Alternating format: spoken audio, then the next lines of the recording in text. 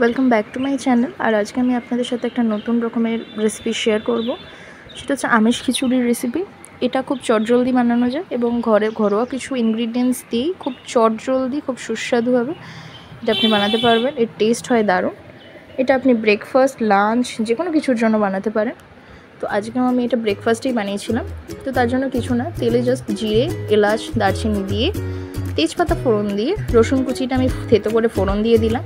এটা যেহেতু আমিষ খিচুড়ি, এর মধ্যে আমি মসুর ডাল, মুগের ডাল, চাল, ঘরোয়া যা যা থাকবে সবই দিতে পারেন, সয়াবিন দিতে পারেন, তাহলে এটা বেশ প্রোটিনটার সোর্সটাও বাড়াবে। তো এর মধ্যে আমি দিয়ে দিলাম পেঁয়াজ কুচি, কিছুটা স্লাইস করা অনিয়ন আর কি, মানে পেঁয়াজ কুচি দিয়ে দিলাম। এটা খুব বেশি ভাজবো না, জাস্ট মোটামুটি একটা ভেজে নুন হলুদ দিয়ে দেবো। নুনটা নিজের স্বাদ মতো দেবেন। ভালো করে নেড়ে চেড়ে নিয়ে এর মধ্যে এবার আমি নেক্সট ইনগ্রিডিয়েন্টসগুলো দিতে থাকবো।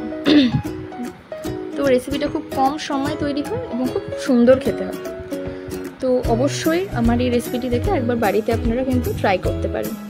তো এখানে আমি চাল ডাল সব ধুয়ে রেখেছিলাম। নিয়েছি কিছুটা মুগের ডাল, কিছুটা মসুর ডাল, আর নর্মাল সেদ্ধ আমাদের ঘরে যেরকম আমরা সেদ্ধ চাল খাই সেই চাল, আর নর্মাল হচ্ছে আমি নিয়েছিলাম এটা স্পেশালি একটু গোবিন্দভোগ চাল, এটা না নিলেও চলে।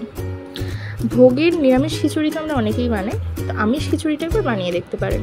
এর মধ্যে দেন আমি দিয়ে দিলাম টমেটো কুচি এবং তার সাথে আদা রসুনের একটা পেস্ট করা ছিল, সেটাও আমি দিয়েছি। আর আমি এখানে একটা ডিমের ভুজিয়া করে নিয়েছিলাম, যেটা আমি এর মধ্যে দিয়েছি।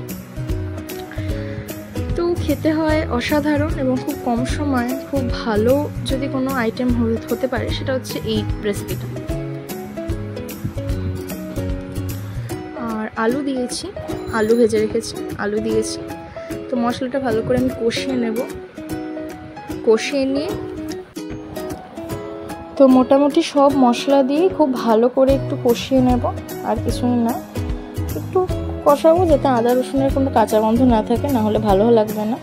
তো এর মধ্যে এবার আমি ভাজা আলুগুলো দিয়ে দিলাম আর একটু জল দিয়ে ভালো করে আমি কষাবো।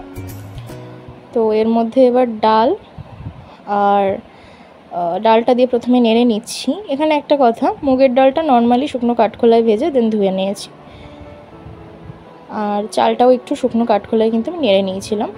তো এর মধ্যে এবার আমি চালটাও দিয়ে দিলাম, দিয়ে খুব ভালো করে নাড়াচাড়া দিয়ে নেব এবং প্রয়োজন মতো জল দেব। খুব বেশি জল দেব না, প্রয়োজন মতো যতটুকু লাগবে জল দেব। ওই জিনিসগুলো নর্মাল সেদ্ধ চাল, মুগের ডাল আর মসুর ডাল, এটা 65 to 70% যখন সেদ্ধ হয়ে আসবে তখনই আমরা এর মধ্যে গোবিন্দভোগ চালটা দেবো। ব্যাস, খিচুড়ি রেডি। লাস্টে গরম মশলার ঘি দিয়ে পরিবেশন করুন।